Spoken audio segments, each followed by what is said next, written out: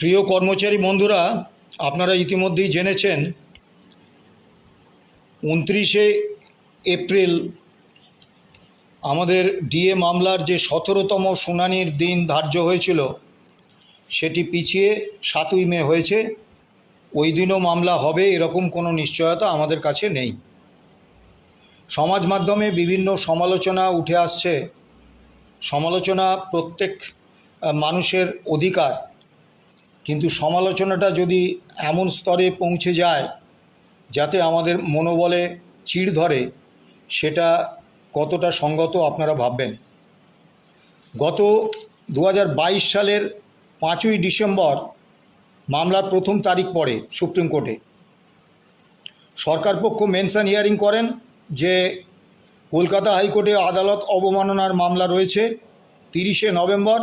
সেই মামলার যা গতি প্রকৃতি, তাতে মুখ্য সচিব এবং অর্থ সচিবের বিরুদ্ধে রুল জারি হয়ে যেতে পারে। সে কারণে মামলা এগিয়ে আনা হোক, 28শে নভেম্বর মামলা করা হোক, এবং মহামান্য সুপ্রিম কোর্ট তাতে সায় দেন।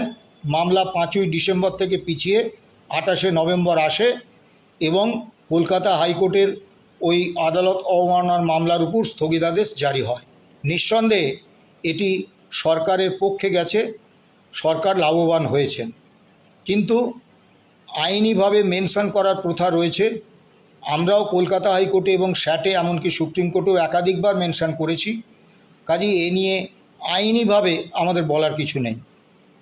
তারপর 16টা তারিখ আমরা গেছি।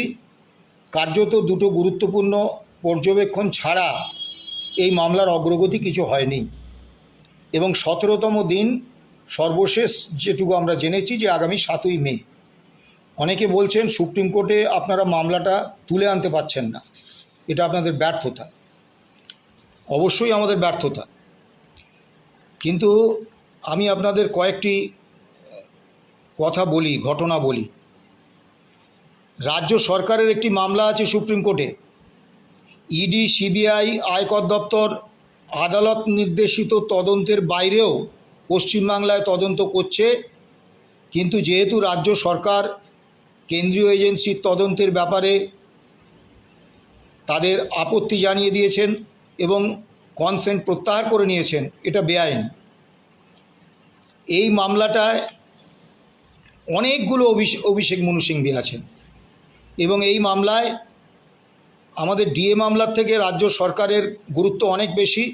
কারণ বর্তমান কেন্দ্রীয় তদন্তের সুনামির আবহে কেন্দ্রীয় তদন্তের সীমা টেনে দেয়া, তাকে থমকে দেয়া, এটা রাজ্য সরকারের কাছে অনেক বেশি গুরুত্বপূর্ণ।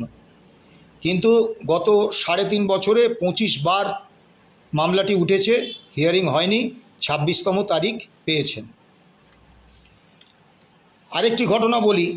2024 সালে 24শে জানুয়ারি আদানি গোষ্ঠীর বিদ্যুৎ উৎপাদন সংস্থা আদানি পাওয়ার রাজস্থান লিমিটেড সংস্থার বেনিয়ম নিয়ে রাজস্থান সরকার একটা মামলা করেছিলেন। সেই মামলার শুনানির দিন স্থির ছিল 2024 সালে 24শে জানুয়ারি। আইনজীবী ছিলেন রাজস্থান সরকারের পক্ষে প্রখ্যাত আইনজীবী দুষ্যন্ত দাভে। তিনি কোর্টে এসে দেখলেন এজলাসে যে মামলা উধাও, তালিকায় নেই। তিনি প্রধান বিচারপতির দৃষ্টি আকর্ষণ করেছিলেন, কোনো ব্যবস্থা হয়নি। গত বছর আদানি গোষ্ঠীর বিরুদ্ধে হিন্ডেনবার্গ সংস্থার শেয়ার বাজারে টাকা লোপাট রিপোর্ট ফাঁস সংক্রান্ত মামলায় বারবার বাদ পড়ে যাচ্ছিল তালিকা থেকে। তখন তৎকালীন প্রধান বিচারপতি DY চন্দ্রচূড় নিজে বলেছিলেন এই মামলা তালিকা থেকে বারে বারে বাদ পড়া নিয়ে সুপ্রিম কোর্টের রেজিস্ট্রারের ভূমিকা নিয়ে তদন্ত হওয়া দরকার। কিছুই হয়নি। গত ডিসেম্বর সরকারের বিচার বিভাগে নিয়োগ সংক্রান্ত একটি মামলা একটি বেঞ্চের শুনানির তালিকায় ছিল, কিন্তু বারবার এজলাসে এসে সংশ্লিষ্ট আইনজীবীরা দেখতে পাচ্ছিলেন যে মামলা তালিকা থেকে বাদ পড়ে গেছে।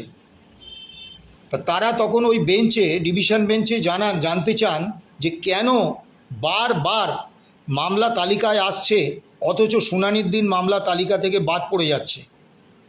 উত্তরে ওই ডিভিশন বেঞ্চের অন্যতম বিচারপতি SK কল বলেন, অনেক সময় কিছু জিনিস না বলাই ভালো। আমরাও বলছি অনেক সময় কিছু জিনিস না বলাই ভালো। সুপ্রিম কোর্টে মামলা পিছিয়ে যাচ্ছে সুপ্রিম কোর্টের নিয়মে, সেখানে আমাদের করণীয় কিচ্ছু নেই। আমরা একাধিকবার মেনশন হিয়ারিং করেছি, তাতে আদালতের রোষের মুখে পড়েছি, কাজের কাজ কিছু হয়নি। আমরা নিজেদের উদ্যোগে মহামান্য রাষ্ট্রপতি, মহামান্য প্রধান বিচারপতি, তাদের কাছে কর্মচারী এবং পেনশনারদের দিয়ে চিঠি পাঠিয়েছি, ইমেল পাঠিয়েছি, তাতে কোনো কাজ হয়নি। কাজেই সুপ্রিম কোর্ট কবে মামলা শুনবেন এ ব্যাপারে যে স্তরে সিদ্ধান্ত হয় সেই স্তরে পৌঁছনোর বা সেখানে প্রভাব বিস্তার করার মতো কোনো ক্ষমতা আমাদের নেই। আপনারা সমালোচনা করতেই পারেন, কিন্তু বাস্তব অবস্থাটা আপনাদের বুঝতে হবে। আমি অন্তত 30টি মামলার এখানে আমার কাছে লিস্ট আছে, যেগুলোতে বারবার, সেগুলো খুব গুরুত্বপূর্ণ মামলা এবং সংশ্লিষ্ট আইনজীবী, প্রথিতযশা প্রখ্যাত সব আইনজীবী বারবার শুনানি পিছিয়ে যাচ্ছে। স্বয়ং পূর্বতন প্রধান বিচারপতি DY চন্দ্রচূড় বলেছিলেন, সুপ্রিম কোর্ট তারিখ পে তারিখ আদালত হয়ে যাক, আমি এটা চাই না। এতে সুপ্রিম কোর্টের প্রতি এবং সমগ্র বিচার ব্যবস্থার প্রতি মানুষের আস্থা ভরসা চলে যাবে। তারপরেও মামলা পিছোচ্ছে।